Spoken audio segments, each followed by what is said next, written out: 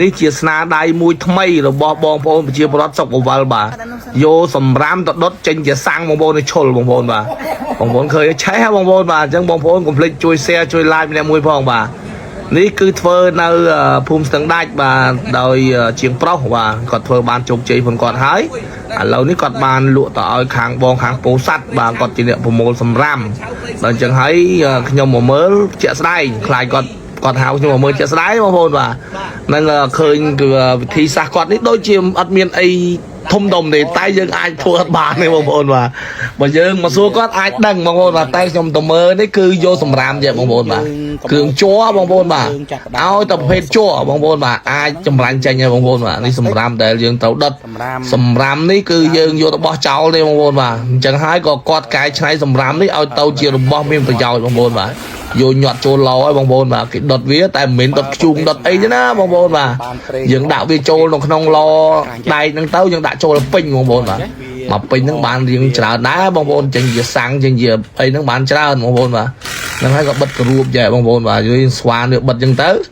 ហើយក៏យើងចាប់ផ្ដើមដុតបងប្អូនឈុលបងប្អូនណានេះវាមានចង្ហាល់ពីក្រោយមួយទៀតអានេះគេយកអាប្រេងនេះដុតទៅតែពីក្រោយnóមានប្រហោងណាបងប្អូនបាទគឺដុតធុងក្តៅតែម្ដងបងប្អូនបាទ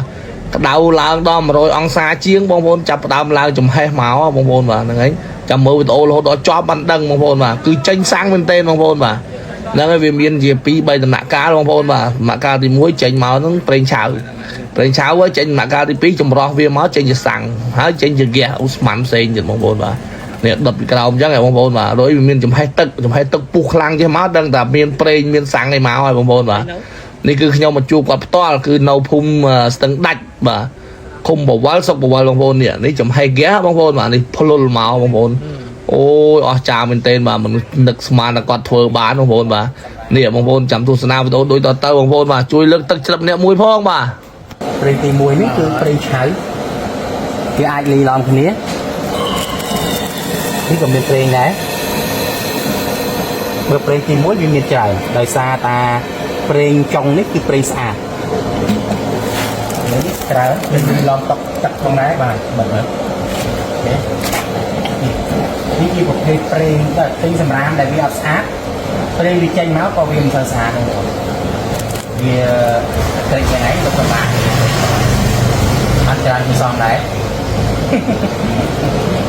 ពីប្រេងបានមកពីសម្រាមយ៉ាងណានេះប្រេងស្អាតអានេះប្រេងចម្រោះទី1ទី2នេះគឺប្រេងស្អាតតែម្ដងបងបងវាមានកេះបុកនេះដល់ដល់ទីមកជាកេះមកបុកនេះដូចជាម្សក់មកយកកេះមកសាក់មកហ្នឹងអូយដាក់មកឆ្ងាយតិចទៅបាត់អីបាត់ប៉ុណ្្នឹងឥឡូវវាអស់ហើយបាត់អនុសិនបាត់អនុសិនធ្វើម្សក់ប្រេងគឺបានប្រេងទឹកពិតបងប្អូន